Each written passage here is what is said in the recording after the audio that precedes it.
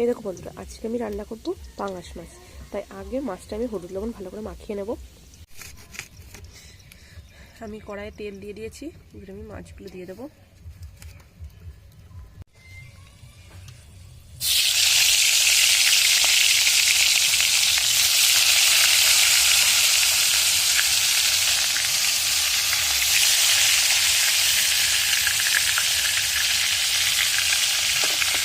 মাছগুলো ভালো করে ভেজে নেব।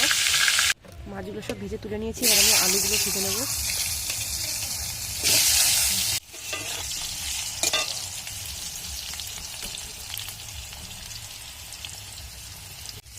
আলুগুলো ভাজা হয়ে গেছে, এবার আমি তুলে নেব।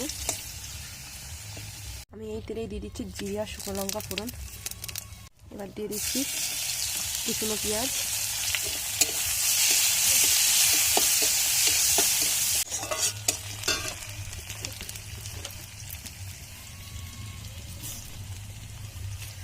পেঁয়াজটা ভালো মতন ভাজা হয়ে গেছে, তাই আমি দিয়ে দেবো এর মধ্যে আদা রসুন আর শুকনো লঙ্কা দিয়ে একসাথে পেস্ট।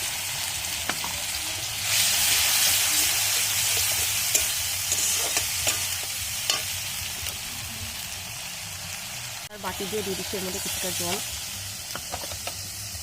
এবার ভালো মতন কষিয়ে নেব।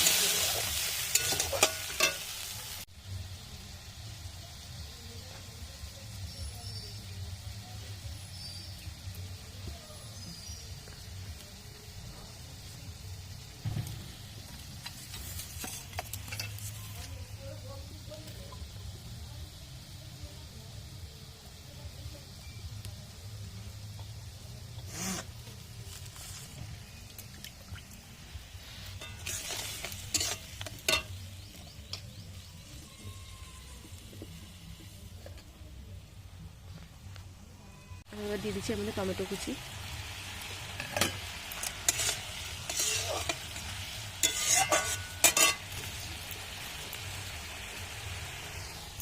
দিয়ে দিচ্ছি ভেজে রাখা আলুগুলো,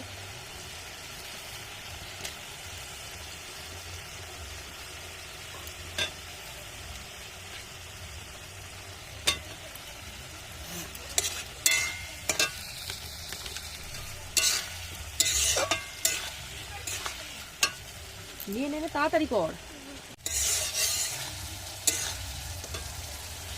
আমি দিয়ে দিচ্ছি এর মধ্যে লবণ, দিয়ে দিচ্ছি হলুদ, ভালো করে কষতে নেব।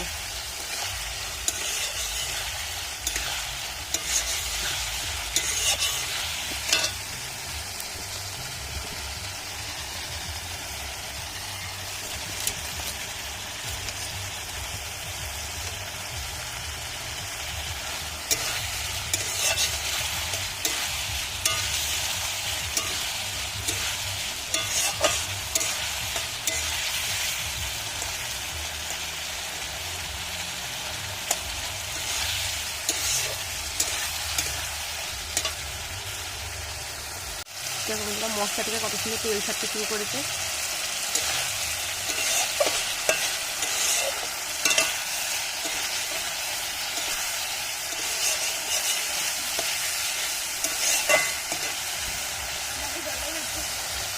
আমি দিয়ে দিচ্ছি এর মধ্যে জল,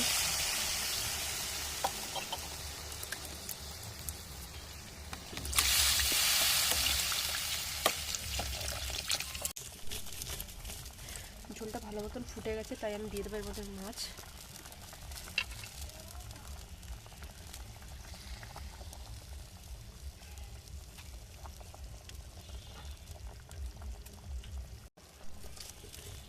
দিয়ে দিয়েছি এর মধ্যে মাছ।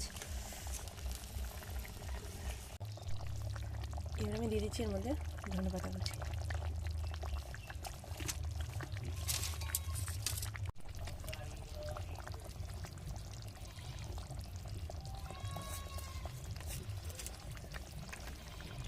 আমি দিয়ে দিচ্ছি এর মধ্যে ধনেপাতা কুচি, বা ধনেপাতাগুলো ভালো করে একটু চারিদিকে ছড়িয়ে দেবো।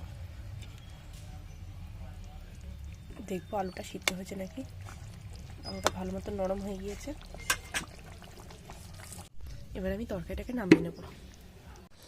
এই যে বন্ধুরা, তরকারিটা আমি নামিয়ে নিয়েছি। কত সুন্দর কালার এসছে দেখো। তো আজকের ভিডিওটা আমি এখানেই শেষ করছি।